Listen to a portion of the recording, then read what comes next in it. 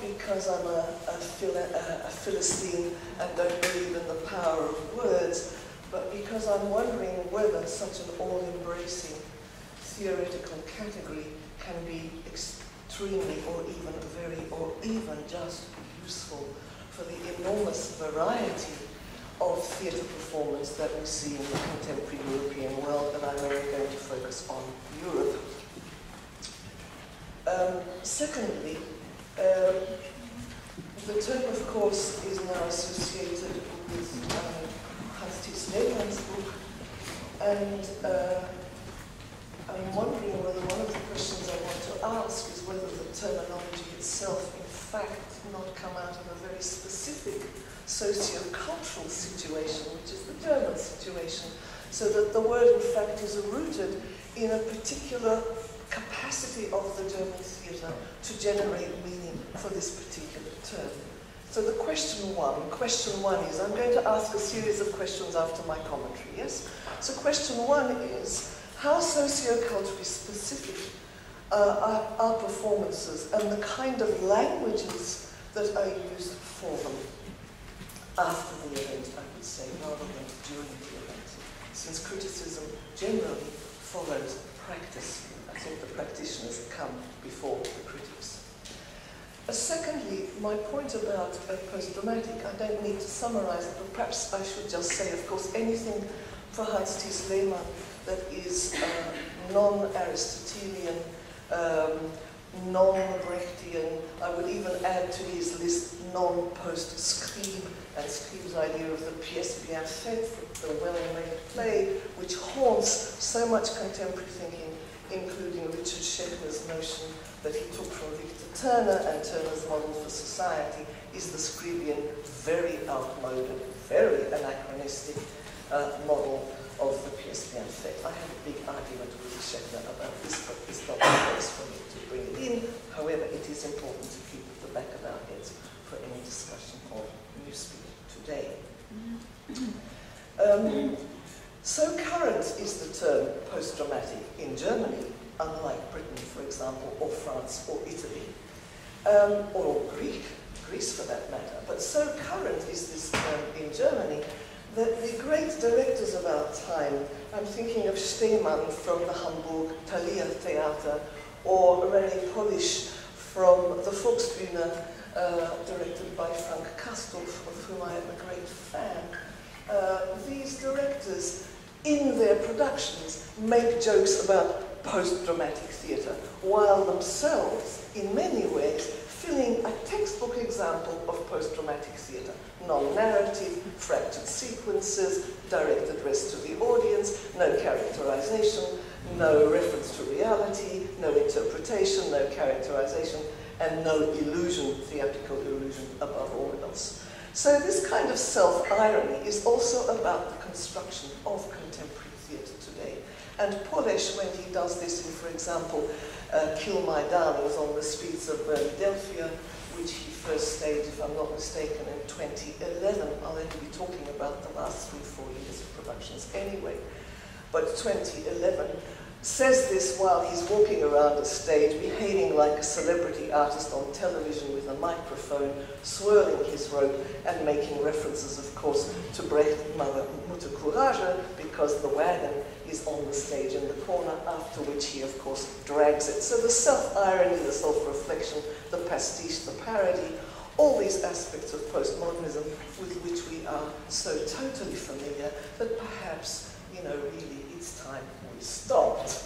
However, I will not put that as a question. I will simply put that really as a reflection on currency as being socially generated and perhaps socially responsive, i.e. answering to something that is happening in society through which directors and actors may feel their way. My next point, therefore, is really, if I'm asking this question about sociocultural precision, then am I asking about national theatres? Question mark? Not necessarily. The notion of national theatre as we know today is considered to be completely anachronistic, but does this make theatre universal? Does it mean that all theatres contain exactly the same characteristics across the board from country to country, like, you know, the Sheraton Hotel? You know exactly what you're going to get because you've seen it once, you've seen it twice, and you've seen it the 10th time, and it is exactly as it was before. I would argue against this, but I would like to raise this as a question. And this reminds me, the one and only thing I would like to say about Clemens Titus Andronicus and the talk we had earlier this morning about Europe. Do you know the popularity of Titus Andronicus in Europe? I don't think so. Maybe one reference in Berlin recently, and then off, kind of fringe theatre. Britain, we've just done one at the Royal Shakespeare Company, which I haven't seen, but it would be interesting to see in the light of what we're seeing in Poland. So I'm beginning to ask myself, having listened to the discussion this morning, whether Titus Andronicus is particularly relevant in Poland today. I just wonder whether the same Titus Andronicus would be relevant in Greece, say, today. Question, one of the questions. I would like to look more specifically, very quickly, because I'm, of course, very aware that I have a topic for 5 volumes of books instead of just 15 minutes of babble. But I would rather really look at the second category, the idea of the non-aesthetic, because I think it brings up some really crucial social and political as well as aesthetic questions today. Again, I'm going to take the German case of Rimini Protocol because they've traveled the world and everyone has seen something of theirs somewhere. But again, we'll refer only to 2 recent works. One called Lagos, which I saw in Berlin in 2012, and the other one called London, which I saw in London in 2012. And perhaps one of the most important characteristics of this work is that, in fact, it is deliberately and conscientiously non-aestheticized. Here we have an ideology of not only anti-art, but non-art. And what do I mean by this? The people performing the work called London were Londoners, selected from a very broad range of socio-cultural categories, by age, by gender, by ethnic origins, by place of living, and by education, and also by work.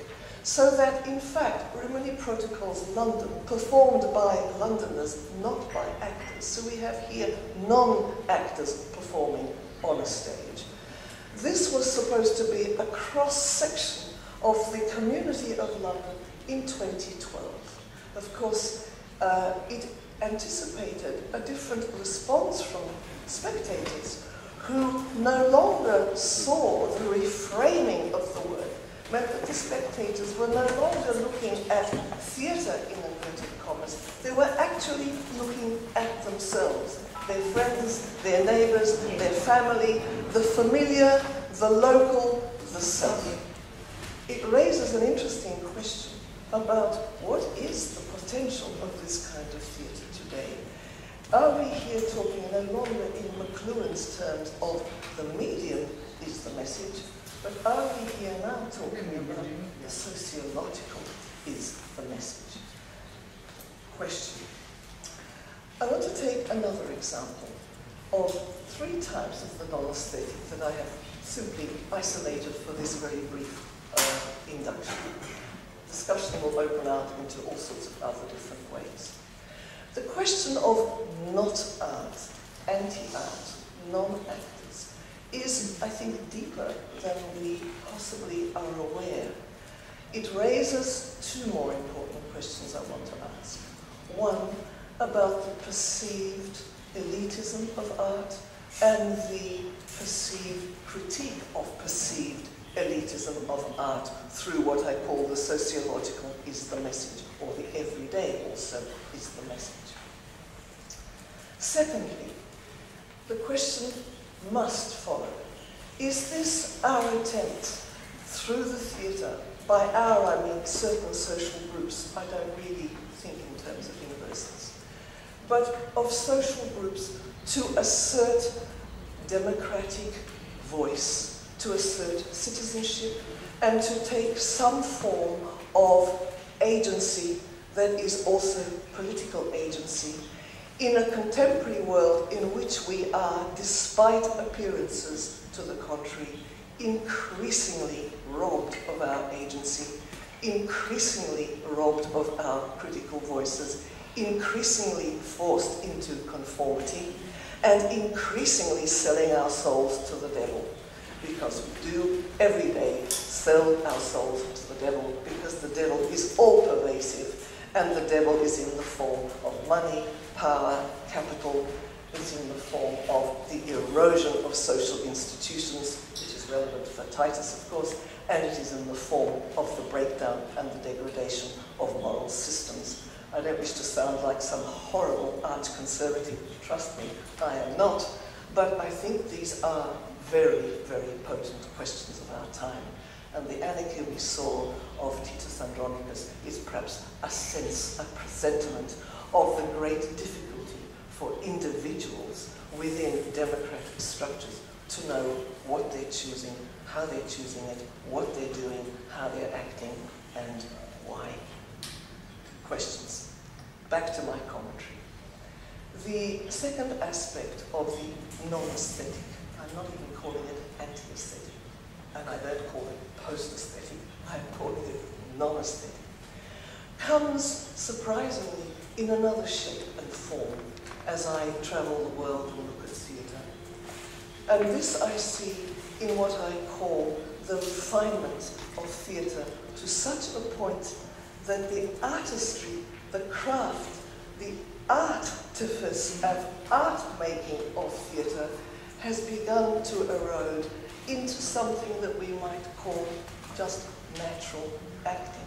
It seems a paradox, but if we look at our theatre history, we discover that in the world of dance, Laban insisted on the natural body, and in the world of acting, Stanislavski insisted on natural acting.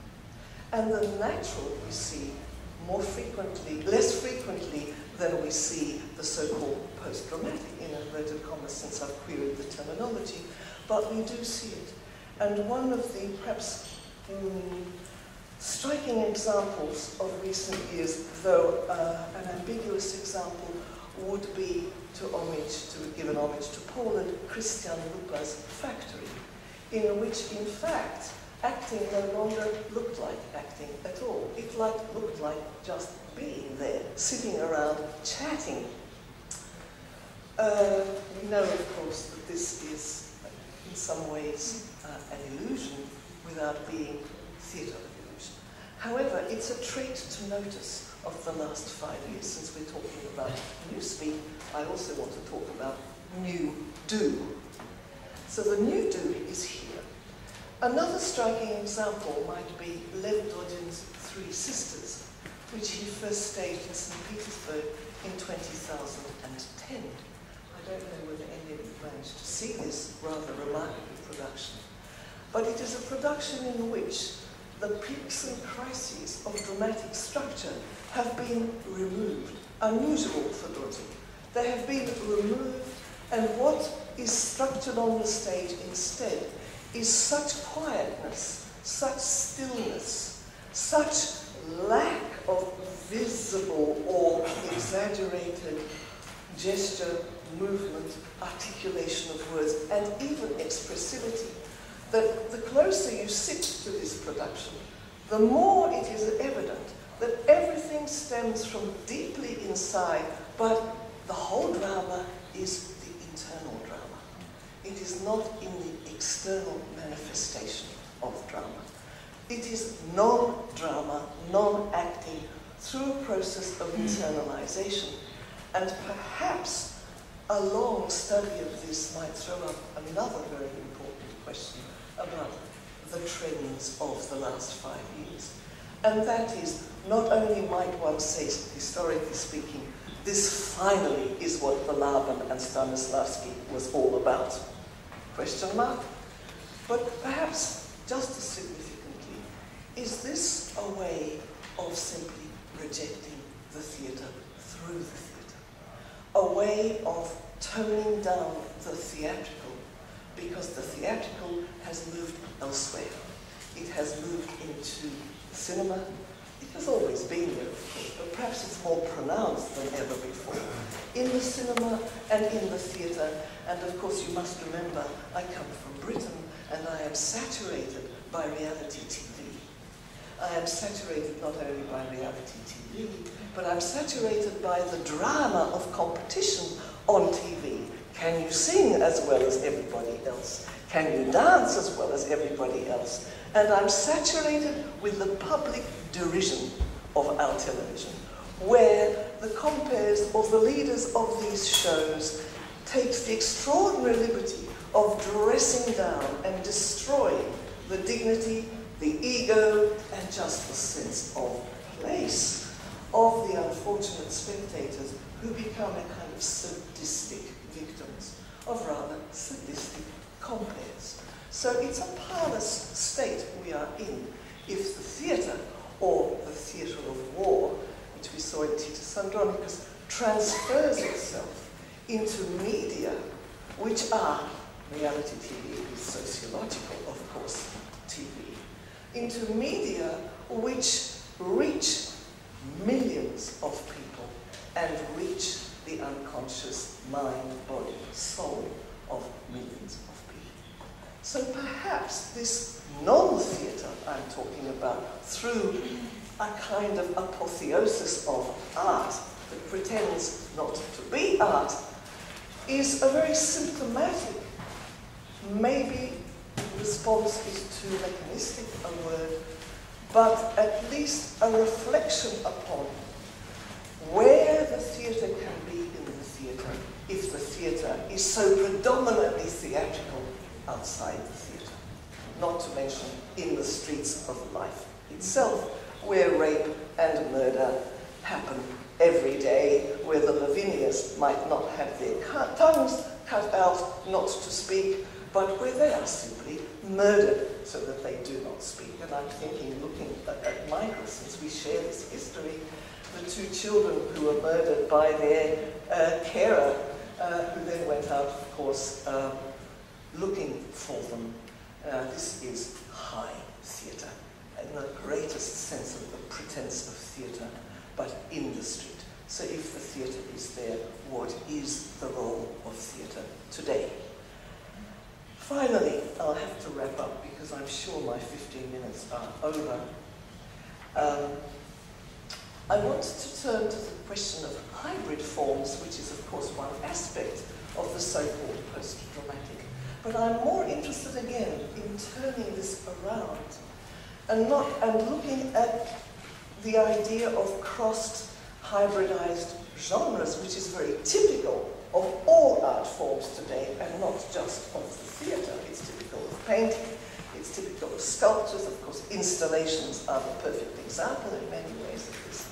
I want to turn to dance, which is of such great importance to theatre anyway, always has been, it's just that we don't always notice it, and always has been, except that we have somehow tied off ballet into ballet and contemporary dance into contemporary dance and hip-hop somewhere else and club dancing somewhere else, whereas of course directors today are no longer interested in preserving generic so-called purity, they're interested in going across the so-called generic divides.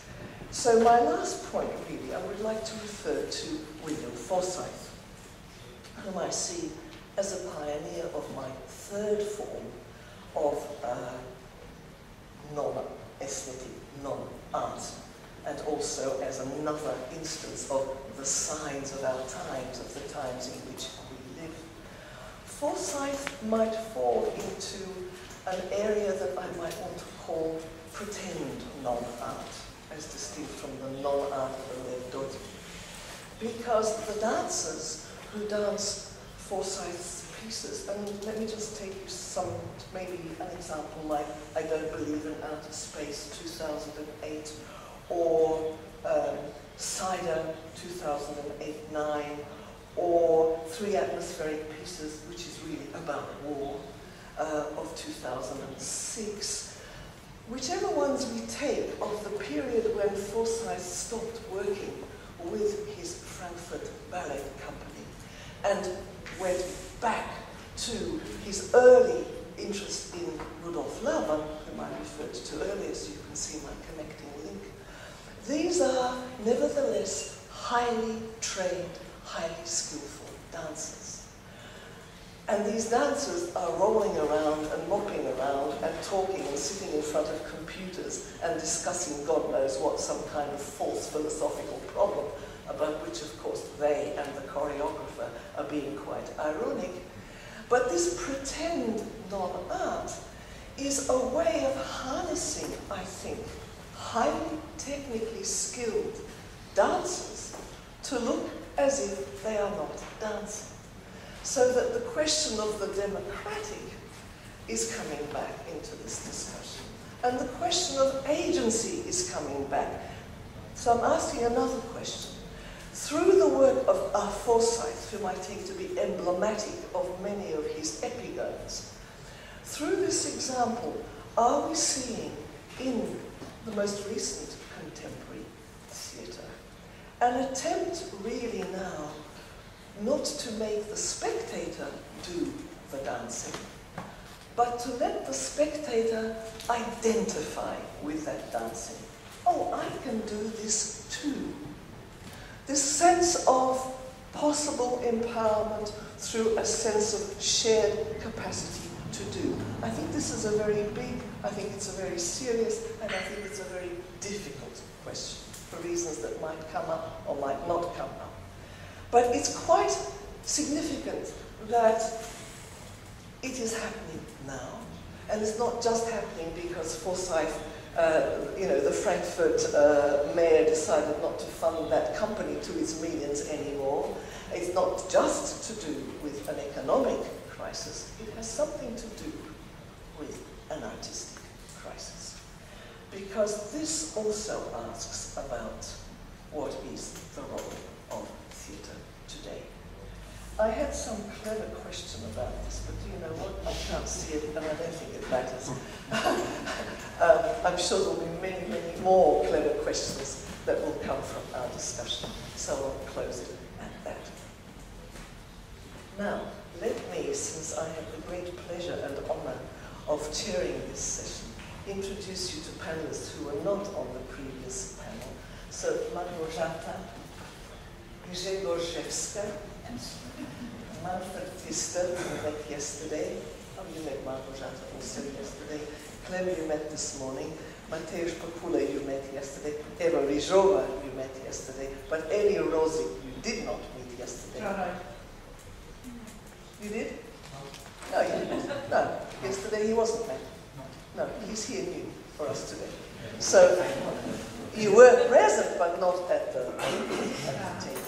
So now that everybody is introduced, I don't think I'll go through the list of where everybody is from. Look, you can all read. I think you can just look at your notes. It'll save us time, and it'll save us the tedium of the formalities, of endlessly repeating the same formalities. You know, I'm a bit of a rebel, you probably realize this already. So I'm going to be a little bit rebellious and break the rules or the conventions.